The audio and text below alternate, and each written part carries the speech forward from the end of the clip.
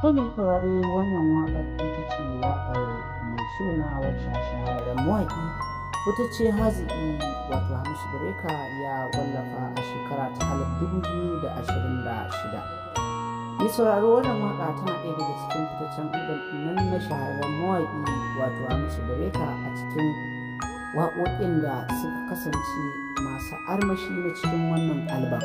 Saboda ka mai sauraro kada kai ƙasa a gwiwa domin jin irin haziƙan waƙoƙin da aka saki a cikin wannan album na shahararren mawaƙi Hamisu Breaker, kai maza ka garzaya domin samun naku a kasuwa cikin hanzari shine riba.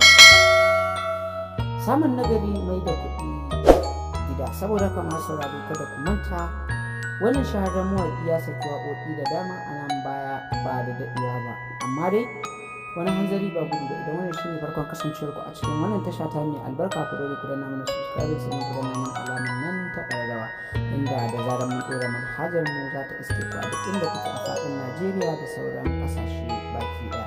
Kada ku manta ku dinga mana like da share domin ƙara mana ƙwarin gwiwa da kasashe wajen kawo muku shirin mu a kowane irin lokaci. Masu sauraro kada ku manta ku